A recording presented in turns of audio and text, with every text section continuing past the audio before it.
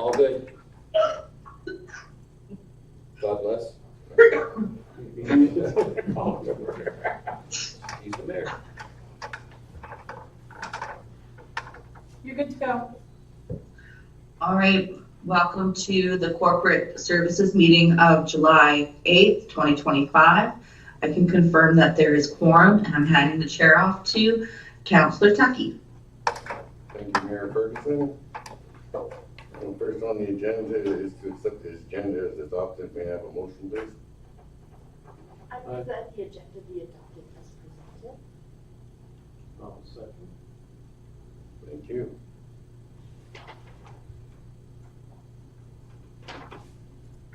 Any additions or anything to? Seeing none, all in favor? So pass. Thank you, Lynn.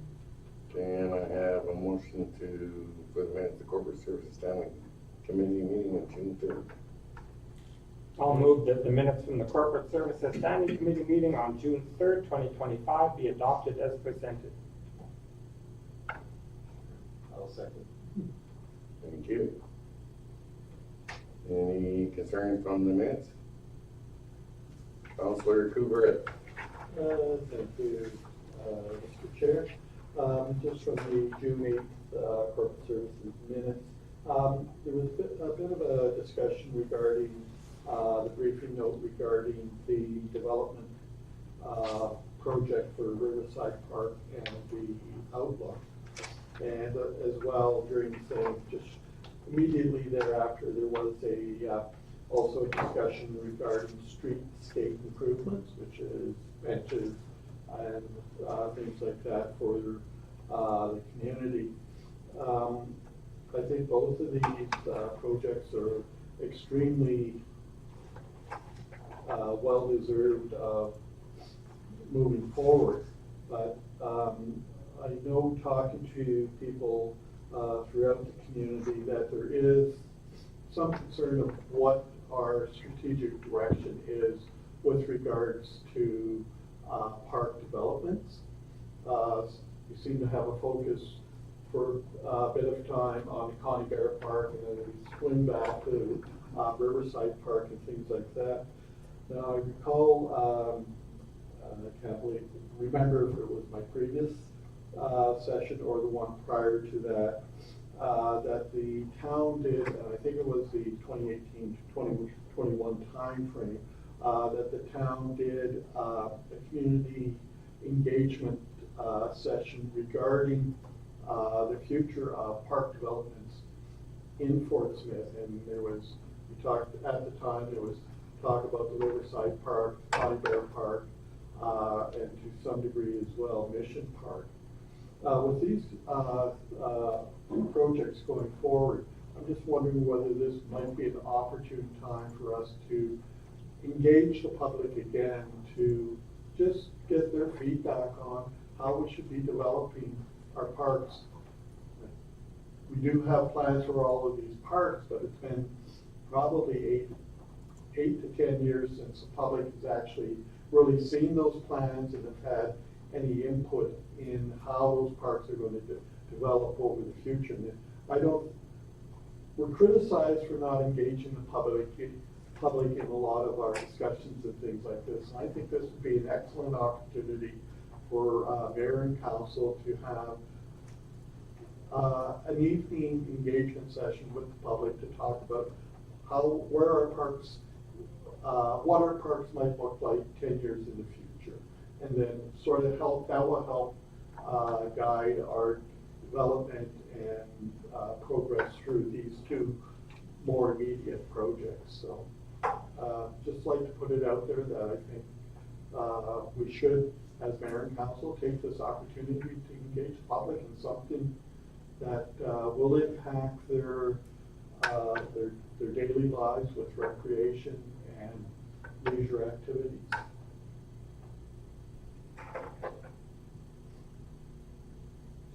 Good point. Is that a statement? Yeah. Oh, okay. Anybody want to agree or disagree? I agree with what you're saying. I think it's a good idea, don't you? So, question, I guess, Chair. So do we need to direct administration to set up a public meeting? Like, what are you wanting from this? It's nice to hear those words, but if we don't actually make a decision to move forward, they're just nice words. So what do we need to do something next, is I guess what I'm asking. Councilor Hoover. We could put forward a motion requesting administration to work on setting up a public engagement session sometime in the near future to engage the public with a strategic overview of our park development plans. Scaligi. So part of what we do typically with this, so if you're talking about the open spaces design plan that came out, I think it was 2018, and that was more of a wider view of the whole community and that what could happen in these green spaces. And then as we move through, focus on kind of one project at a time, we've either set up dedicated advisory board groups. So Congress is the example of that. So that there is some focus on one area, because it does open the floodgates. Of course, there's going to be a lot of things that are going to be suggested, but if it's too wide ranging, it's very difficult to narrow that down and for the path forward. So what we've done is chunked them into the spaces. We've taken the open space development and then taken smaller areas and then started working on that. So even with Riverside right now, the contractor's been consulting with the main user groups of the area and the Community Services Advisory Board to look for public input as well. So it's a component that we haven't forgotten, but if you want a wider ranging meeting, you can make a motion to follow that up. But I would like to do that with some consultation with the project manager as well. Is there someone who's actually going through trying to do these consultations and put these events together now? Councilor Hoover. Thank you, Mr. Chair. What I would like to, I guess, one of the more logical moves, and I know administration will remind us that for the undertaking of tasks like that, we should look at having a budget for the engagement sessions and things. Knowing that over the next month or two, we will be entering into our 2026 budget deliberations. Maybe we, as a group, could identify, like it has been probably, well, the consultations and engagement and everything probably would have happened in 2015, 2016 for 2018 plans. So maybe it is time to look at going through an engagement process with the public for our open space plans, but have that as a budgeted project for 2026.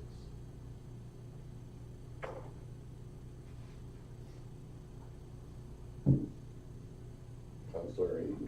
Sure. I mean, I'm all for engaging with the public more, but one thing I see in this community, you know, like when we were discussing the initial budgets as well too, I was like, yeah, like, that's fine what people want to spend money on, but let's do it.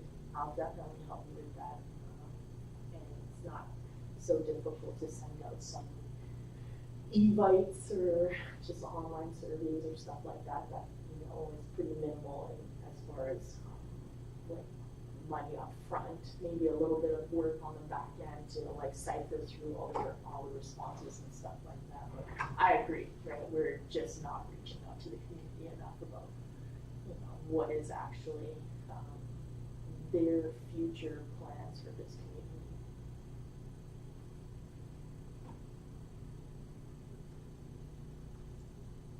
Any further discussion?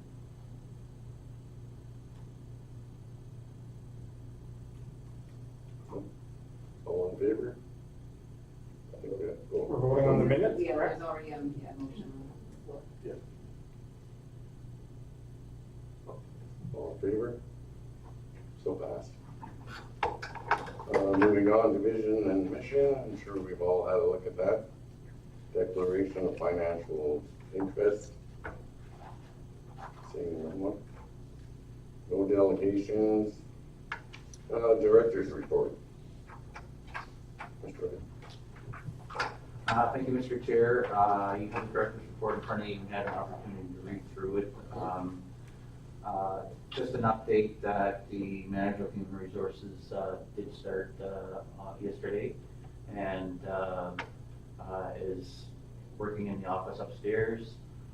She's working on reviewing documents and that type of thing, on getting up to speed on the organization, and plans to meet with directors and supervisors on determining what the human resource needs from their point of view may be. And so she does have a work plan that she's following there for the next month. In addition to that, I guess the other things that the corporate services is looking at is we're still pursuing the possibility of an online portal for customer portal for being able to access property tax notices or utility bills and that type of thing. So we're still working with our software provider in order to gather pricing on what that would look like, and the last information we got for them was based on if we undertook the project in June, which obviously wasn't viable at the time. So I've gone back to them looking for more information. So hopefully we'll be able to bring that to you for the next corporate services meeting or the next committee meeting, whether it be committee of the whole or corporate services in August. So hopefully we'll be able to bring that forward as well.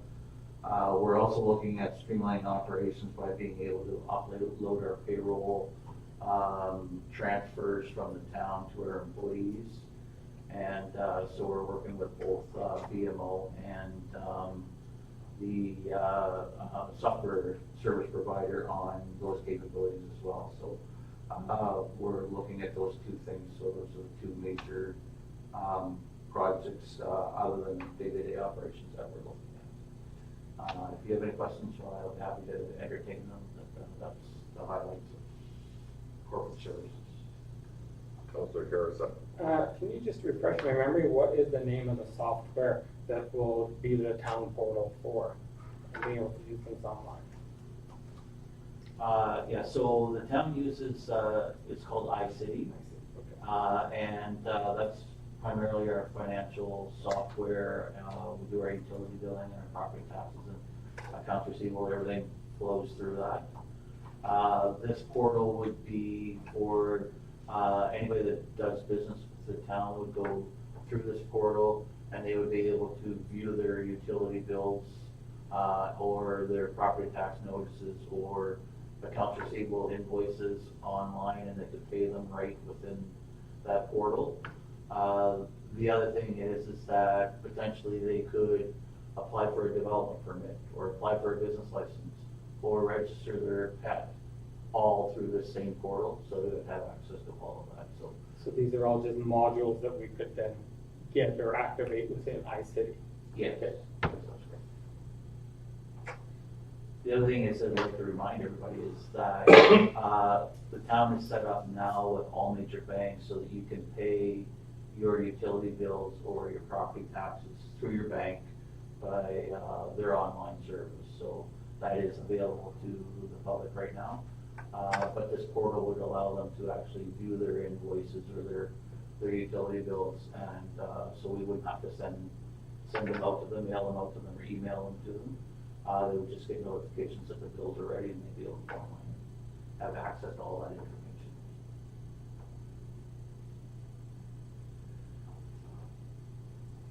Councilor Eden. Sure, I'm happy to hear that we have a new HR manager. I'm just wondering, like, those of council that were on the hiring committee probably are familiar with who this person is, but the rest of us, like, can we get a profile? Like, who, if I see her at the store, I'm not gonna know who she is. Yes, or this afternoon she did send out emails to all, like I said, all the directors and the supervisors introducing herself and that type of thing. I will ask her tomorrow to make contact with mayor and council and just introduce yourself in that fashion. And if you're in the office and, you know, stop by her office, it's between my office and the SAO's office. So, stop by and say hello, and, but I will ask her to, send out an introduction, to mayor and council as well. Councilor Eden? Okay, I've seen, some posters around town about MACA doing property tax reassessments, so I'm just wondering, like, how is that gonna affect, like, the town of Fort Smith? Like, is these are gonna be for next year's general reassessment, Fort Smith 2025 assessment, 2026 taxation years? So, on a regular basis, and I can't remember whether it's 10 years or what the cycle is, the territorial assessors come to town and they look at every single property, every single structure, and they assess it and update their assessment records and the valuations. They establish a new baseline for the valuations of properties and structures and that type of thing.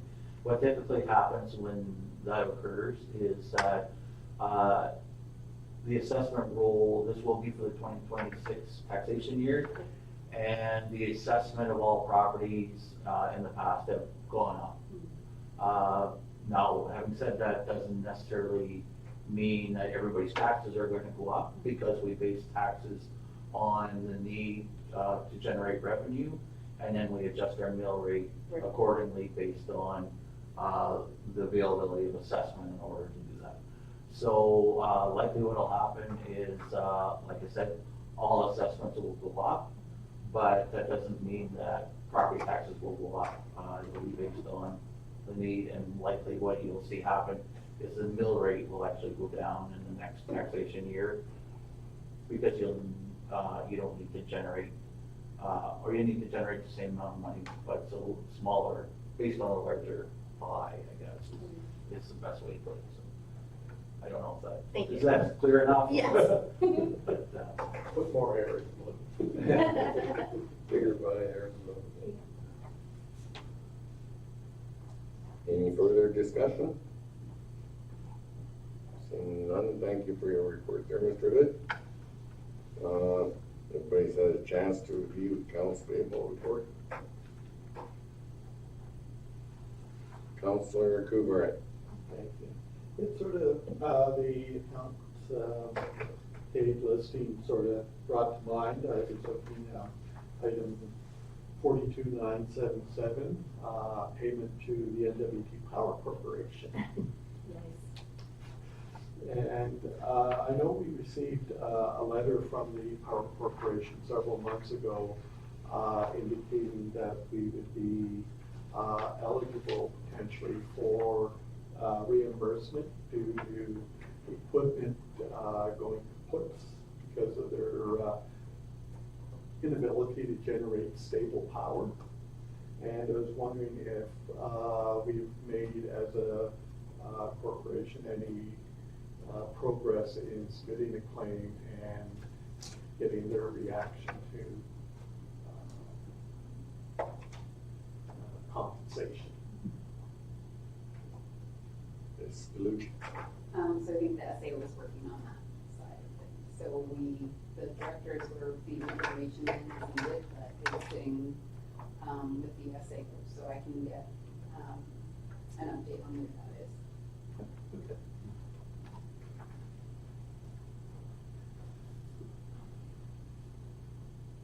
Any further, Councilor Deaton?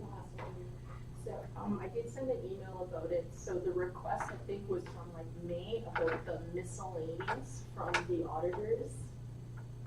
They're working on that. Do you mind? Okay. So I have been in contact with the auditors, and generally what happens in the reports that you see is, as counselors in the audited financial statements, there are a number of accounts that get rolled up into a single line item on the financial statements. I've contacted the auditors for clarification on what accounts in our system make up the balance that's reported on those audited statements. And I just received a response like this afternoon. So we'll prepare a response from council and we will get that to them in the near future. So. Thank you, sir. Okay. Thank you. No further discussion, moving on to correspondence. I don't know if it's mine, but I don't see any correspondence on the back of, or on the,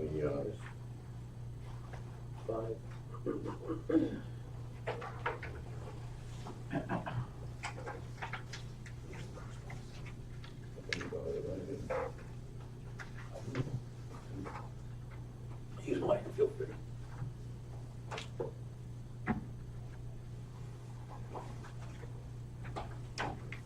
There you go. Okay, I don't think I have it. It's the last page of your report.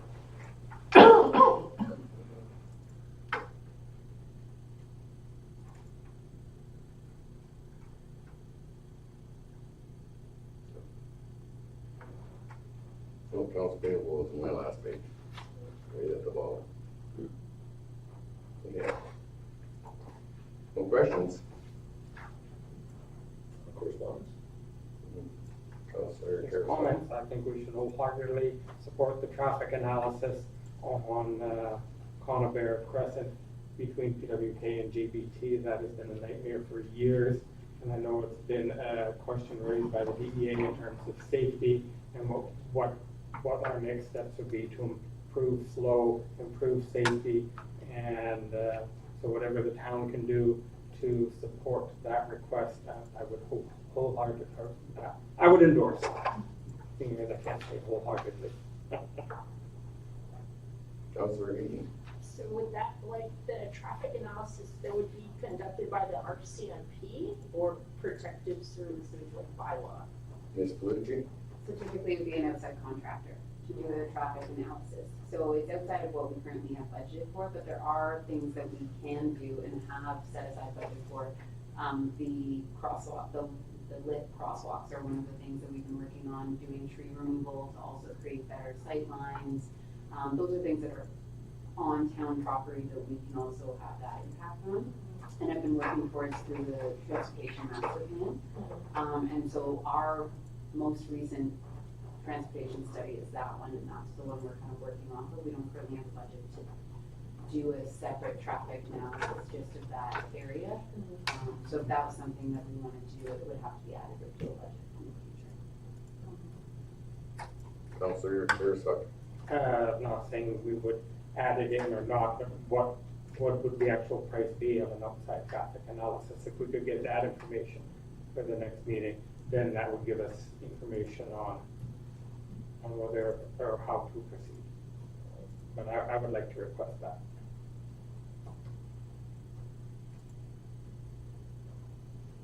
Ms. Palucci. I will try to find out. I don't have, based off of the transportation master plan, I think that was a $50,000 contract. But that was the whole town. That was the whole town. So I'm not sure if it's something that would be a smaller scale. Hopefully less than that then. But it's a sore need. We have two hands up. We have two hands up. Councilor Cox. Thank you. Yeah, I think the town should be completely supportive of any analysis that will help improve safety there. But I do think that, I mean, we've done the traffic analysis, and the director just pointed out, a number of things that we can work on our side. But I think really large part of the problem there is just with the parking on GWT land. So I think if they're looking for a traffic analysis, we can help with the street side, but their whole parking scenarios and their traffic flow and dropping off, picking up students, that's something that they gotta figure out and sort of. Hopefully some of that's remedied now that they're doing the school up program again. But, yeah, I think that's a large GWT issue. I also noted last year that the town did a great job of plowing the sidewalk up to PWK, and it ended in a snowbank because they did, clear the sidewalk there, and it wasn't until spring when the snow was gone that I actually realized there actually is a sidewalk that persists through there that's not being cleared. Which is maybe part of the contribution to some of the issues. Thank you, Councillor Cox. Thanks. Councillor Carson. Just information, the DEA did approach infrastructure first, and they said, no, you have to go see the town. Because we did request the traffic analysis through them, and them being GNWT representatives, they directed us to the town, and then this. So it seems to be a little bit of a, I won't say what type of contest, but a disagreement. But anyway, it's something that needs to be looked at, even if it's a joint venture. Any further discussion? Yeah, hi. I just wanted to follow, like, I agree with what Councillor Cox had said. I think this is a classic GNWT trying to pass off the buck to the municipality again, because it's government of the Northwest Territories owned infrastructure properties that they're, if they're having problems with their own parking lot, then, and it's their traffic flow, then that's something they'd have to address. It'd be the same if a business owner is like, I don't like how my parking lot's coming in and out. Can you guys do a traffic analysis for the Pelican Rapids Inn so I can decide how my customers can come better into my parking lot? I think it's the same kind of thing, asking the town to do that. We have our transportation master plan. We know how things flow in our community, and that's a really good reference point. And I think maybe something like this should be better talked about in protective services. And I know that Adam McNabb, or Director McNabb, has reached out to the DEA to follow up with what exactly are the expectations of the town on town-owned property, and what are the expectations of the government of the Northwest Territory infrastructure-owned properties. So maybe if we want to put this back for the question for protective services meeting next. Thank you, Mayor Ferguson. Any further discussion? Just Deputy Mayor Hazer. observation on the correspondence regarding the beehives. I thought it was an interesting one to read, but it's, the thing that caught my eye was our response is there's nothing currently in our bylaws that prohibits bees, which infers there's nothing that actually promotes bees. But we do a lot of work around small businesses in this community, home businesses. We just approved a bunch tonight in another meeting. Is there a license for honey harvesting and selling that goes with these beehives that should be looked at by us? I'm just wondering, like, I don't have an answer tonight. I saw the correspondence. I think there's elements of it that are good. The bees are good. We want bees and for all the things that they do. But these are, to me, I bought honey from at least two of those providers commercially, like they sell it. Is it a business that's not properly licensed in Fort Smith? I guess that's my question. Luigi? I will look into that. The Director of Protective Services would be my Yeah, I source of expected information as there. much. But yeah, I will look into that. Anything further? Moving on to Councillor Eden. Sorry. So the request from the Pelican Ridge Golf and Country Club, like, that's gonna come up during our community services. Yeah. And yeah, I can already hear the SA being, oh, bylaws will be reviewed in September. That is the time to discuss bylaws. Right? Yeah. Anything further? Moving on to administration, nothing. Other business? Seeing none, can I get a motion for excusing councillors, please? I will move that Councillor Faith and Councillor Benwell be excused from the Corporate Services Standing Committee meeting on July 8th, 2025. Also. All in favor?